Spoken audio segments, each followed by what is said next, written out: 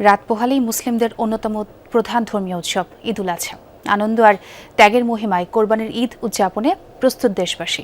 প্রধান জামাতের জন্য জাতীয় ঈদগাহ সেজেছে নতুন সাজে। সেখানে সকাল 7:30টার ঈদের নামাজে শামিল হবেন রাষ্ট্রপতি ও প্রধানমন্ত্রী। রাজধানী জুড়ে নেওয়া হচ্ছে কঠোর নিরাপত্তা ব্যবস্থা। ভোগের তুলনায় ত্যাগের মহিমায় ঈদ উদযাপনের উপর গুরুত্ব দিয়েছেন ইসলামী চিন্তাবিদরা। ফোটানোর ঝামেলা ছাড়াই নিরাপদ পানির জন্য ঘরে আনুন পিওরিট। কল করুন 16627।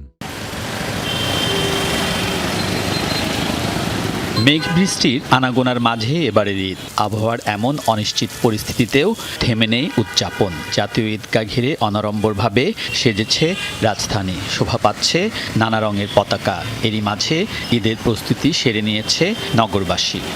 মনের ভিতর যে পশুত্ব আছে সেটাকে আমরা ত্যাগ করতে পারি, কুরবানি করতে পারি। সবাই যাতে আনন্দের সাথে তাদের ঈদ উদযাপন করে আর সবাই তার ফ্যামিলির সাথে হ্যাপি থাকে। আমরা সবাই যেন সুস্থভাবে নিরাপত্তার সাথে ঈদ করতে পারি, এটা আমাদের চাওয়া।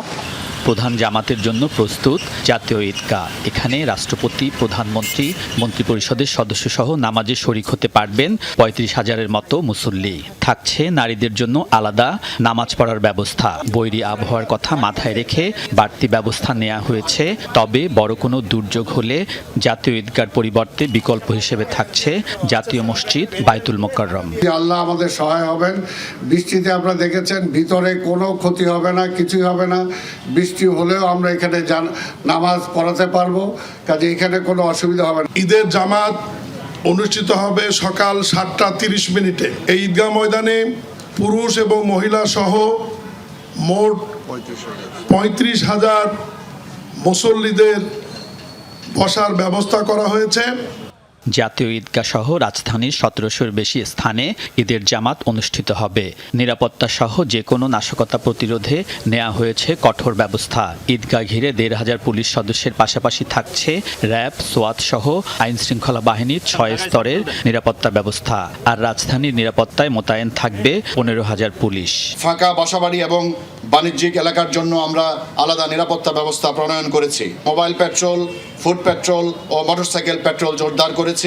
সিসিটিভির মাধ্যমে পরিস্থিতি পর্যবেক্ষণ করা হচ্ছে। গুরুত্বপূর্ণ স্থানে চেকপয়েন্ট স্থাপন করা হচ্ছে। কোরবানির মাধ্যমে ঈদ যেন শুধু আনুষ্ঠানিকতা না হয়, গরিব দুঃখীরা যেন ভাগীদার হয়, সেদিকে নজর দিতে বলেছেন ইসলামী চিন্তাবিদরা। শুধু লোক দেখানোর জন্যে বড় বড় গরু কোরবানি দিলাম, সেখানে যদি খলুসিয়ত না থাকে, সেখানে যদি আমার নিষ্ঠা না থাকে, নির্ভেজাল আল্লাহর সন্তুষ্টি অর্জনের সেই নিয়তটা এড়ালে না থাকে, তাহলে সেই কোরবানিতে আমাদের খুব একটা কল্যাণ হবে না।